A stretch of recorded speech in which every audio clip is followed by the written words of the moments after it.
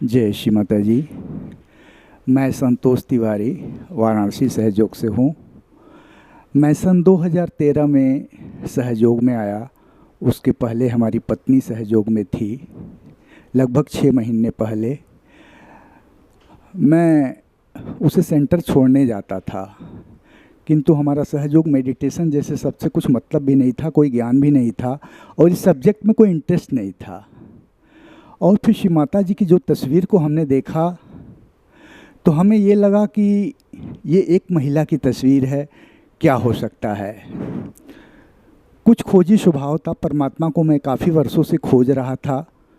लगभग आध्यात्म के जितने पथ हैं मैक्सिमम पथ पर मैं गया, हर जगह गया तो हमने यही पाया कि हर लोग अपने गुरु को किसी अवतरण के रूप में पेश करते थे। कोई बोलता था मेरे गुरु कृष्ण के अवतार हैं, कोई बोलता था मेरे गुरु शंकर के अवतार हैं। जब मैं सहयोग में पहली बार आया तो यहाँ पर लोगों ने पेश किया कि श्री माता जी आदि शक्ति के अवतार हैं। अंदर से एक हंसी आई, ये भी एक दुकान चल रहा है। उस समय याद नहीं कैसे हम पत्नी चाहती थी कि एक बार हम भी सहयोग सेंटर में जाएं, और एक बार मैं गया। पहली बार हमें आत्म साक्षात्कार मिला श्री माता जी की कृपा से। कुछ खास अनुभव तो नहीं था, लेकिन हाँ, मस्तिष्क में जो आंतरिक एक अंदर द्वंद्व चल रहा था, एक आंतरिक शांति का थोड़ा एहसास हुआ। मन में एक प्रश्न आया, कुछ तो यहाँ है। एक खोज शुरू हुई, लेकिन कुछ दिन बाद हमने सहयोग छोड़ दिया। फिर श्री माता जी की कृपा से कुछ दिन बाद मैं सहयोग में फिर से आया और हमें फिर से आत्म साक्षात्कार दिया गया। हमें बोला गया कि 1 हफ्ते के लिए आप सहयोग करो। हमने बोला कि ठीक है, 8वें दिन से छोड़ देंगे।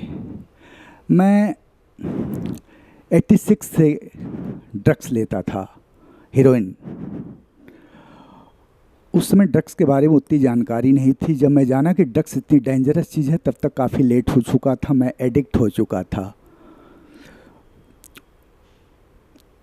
19 साल की एज से लेके 45 साल की एज तक हमने ड्रग्स का इस्तेमाल किया। वाराणसी, लखनऊ, किरण विधि के हॉस्पिटल, दिल्ली, हर जगह हमने हर तरह का ट्रीटमेंट कराया, लेकिन मेडिकल साइंस में इसका कोई ट्रीटमेंट नहीं। मैं हार चुका था। काफ़ी सालों से नींद नहीं आती थी, भूख पता नहीं कितने सालों से नहीं लगते थे। और एक समय मैं 37 kg 400 ग्राम, 47 किलो 400 ग्राम का हो चुका था। इत्तेफाक से हमें आत्म साक्षात्कार मिला। पुराने सहयोगियों ने हमें 1 हफ्ते के लिए सहयोग करने के लिए बोला। मैं तो जानता था कि कुछ होना नहीं है, लेकिन चूँकि पत्नी करती थी, उसका फोर्स था, तो हमने स्वीकार कर लिया। हमने पूछा क्या करना होगा। शशि दीदी हैं वाराणसी में, उन्हीं के माध्यम से हमें आत्म साक्षात्कार मिला। उन्होंने बोला भैया आपको 1 हफ्ते के लिए सहयोग करना होगा। हमने कहा 1 हफ्ते के लिए क्या करना होगा। उन्होंने कहा कुछ भी नहीं, ब्रह्म मुहूर्त में उठ के 4 बजे श्री माता जी के आगे दीपक जला के झुक के प्रणाम करके आप जो चाहते हो उसे मांगना होगा। तो हमने कहा ठीक है।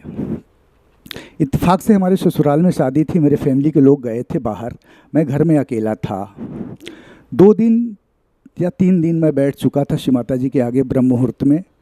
चौथे दिन एक हमारा दोस्त था संजय सेठ। वो पूछा कि आप वहाँ क्यों जाते हो। हमने कहा वो सहयोग सेंटर है, वहाँ मैं इसलिए जाता हूँ कि वहाँ ड्रग्स छूट जाएगा। कहा मुझे भी ले चलो। हमने कहा कि मेरा छूट जाएगा तो आपको ले चलेंगे। तो उसके बाद सेम उसी दिन उसका एक्सीडेंट हो गया, वो मर गया। रात को हमें खबर आया, हम बड़े दुखी हुए। नेक्स्ट डे हम रात भर उस दुख में, चूँकि घर में अकेले थे, मेरे पास ड्रग्स का स्टॉक था थोड़ा, पीते पीते सारी रात बीत गई, 2:30 बज गया। लेकिन हमने कमिटमेंट किया था कि 1 हफ्ते हमें ब्रह्म मुहूर्त में उठ के माँ के सामने बैठना है। फिर मैं उठा, अपनी नित्य दिनचर्या करके 4 बजे दीपक जलाया, माँ के आगे झुक के प्रणाम किया। मन बड़ा दुखी था, इसलिए कि फ्रेंड्स का, हमारे संजय सेठ का एक्सीडेंट हो गया था, मर गया था। तो दिल में एक भय भी था कि शायद एक दिन मेरी भी यही दशा होगी। क्या हुआ, आगे जो कुछ हुआ स्वतः हुआ। झुक के प्रणाम किए, माँ से बोले कि माँ आज हमारा दोस्त संजय सेठ मर गया। माँ आपने हमें इतने अच्छे मदर फादर दिए थे, खुद भी हमें एक भीड़ से अलग पर्सनालिटी बनाया था माँ, लेकिन एक हमें हेरोइन के नशे ने मेरी ज़िंदगी बर्बाद कर दी। आज संजय मर गया माँ, एक दिन मैं भी मर जाऊंगा, मेरा जीवन व्यर्थ चला जाएगा। सचमुच में आदि शक्ति है तो मुझे तुझसे कुछ भी नहीं चाहिए, शुभ तू मेरा नशा लेके अपना नशा दे दे। ये सब कैसे हुआ हमें ज्ञान नहीं, स्वतः ही ये शब्द अंदर से निकले। 31 जनवरी सन 2013, हफ्तों से सूरज नहीं निकला था, ब्रह्म मुहूर्त का समय था, एकदम शीतलहरी सन्नाटा, हा हा हा की आवाज़ आने लगी। मैं घबरा के खड़ा हो गया। मैं ये जानने की कोशिश करने लगा कि ये आवाज़ कहाँ से है। बाहर हमने ताक के देखा तो सारे मकान लॉक थे, गेट लॉक था। धीरे धीरे शिव माँ की तस्वीर की तरफ मेरी निगाह गई तो हमने देखा कि जब हम हंसते हैं तो हमारे गाल फूल जाते हैं। शिव माता जी की गाल फूली हुई थी। मैं घबरा के चका और घबराहट के साथ देखने लगा कि अरे ये क्या।